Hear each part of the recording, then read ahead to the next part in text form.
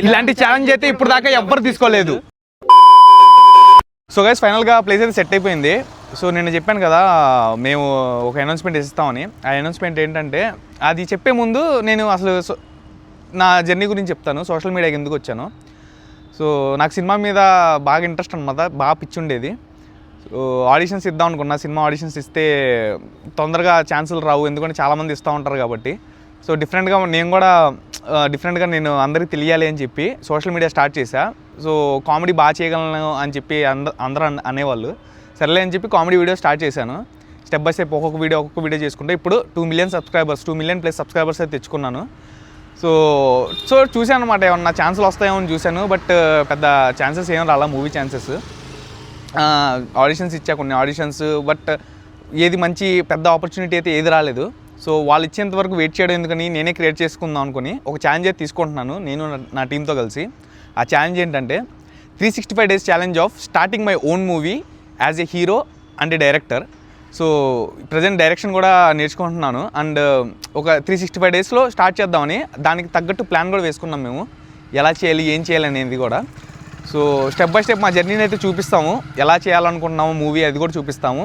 ఏది ఏమైనా సరే 365 days ఛాలెంజ్ అయ్యేసరికి మా సినిమా అయితే స్టార్ట్ అయిపోవాలి. సో దానికోసం మేము అందరూ డైలీ వ్లాగ్స్ చేస్తాం. ఈ వచ్చే వ్లాగ్స్ అన్నీ ఛానల్లోనే వస్తూ ఉంటాయి.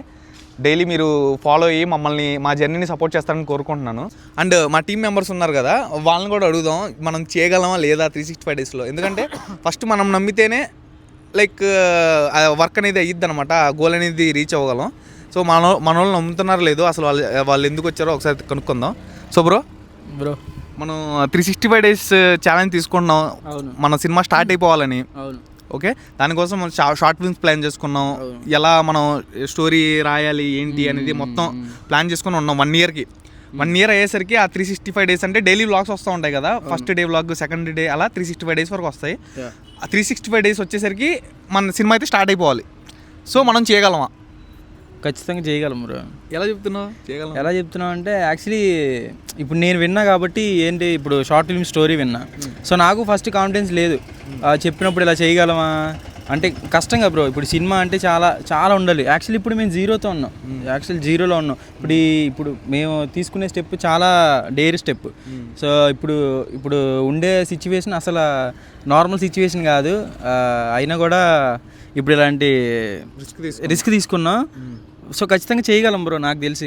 సో ఎందుకంటే బ్రో రాసిన కాన్సెప్ట్ అలా ఉంది. మొన్న షార్ట్ ఫిల్మ్కే మనోడు ఇంత కష్టపడుతున్నాడు, ఇంకా సినిమాకి అయితే చాలా ఎఫెక్ట్స్ పెడతాడు అని చెప్పి నాకు నమ్మకం ఉంది. సో దానివల్ల నేను నమ్ముతున్నా బ్రో చేయగలమని. ఓకే, మా ఉన్నాడు. సో మనం చేయగలం అంటావా 365 daysలో సినిమా స్టార్ట్ చేయగలం అంటావా?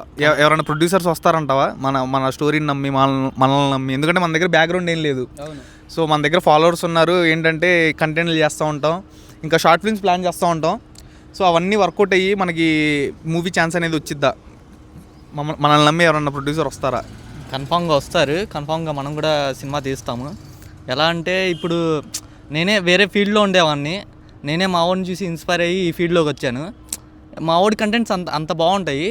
ఇప్పుడు ఈ కంటెంట్స్ చూసి, ఈ వ్లాగ్ చూసి, మా జర్నీ చూసి, మాకున్న పట్టుదల చూసి కన్ఫామ్గా ఎవరో ఒకరు ప్రొడ్యూసర్స్ వస్తారని చెప్పి నేను నమ్ముకుంటున్నాను. అండ్ మా వాడు చిన్నప్పటి నుంచి ఏది చేయాలనుకున్నా కన్ఫామ్గా చేస్తాడు. కొంచెం లేట్ అయినా కానీ చేస్తాడు, బాగా అది టాప్లో పర్ఫామ్ చేస్తాడు. ఇది కూడా అలాగే వర్కౌట్ అవుతుందని చెప్పి నేను నమ్ముతున్నాను. అండ్ చూద్దాం ఫ్యూచర్లో ఎలా ఉండిద్దో.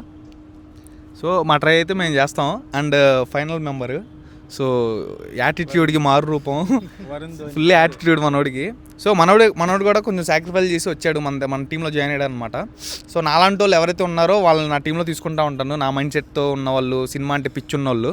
సో బ్రో మనం 365 days ఛాలెంజ్ తీసుకుంటున్నాం, ఆడియన్స్కి చెప్పేసాం. సో ఆ 365 daysలో సినిమా స్టార్ట్ చేయగలం బ్రో పక్కా.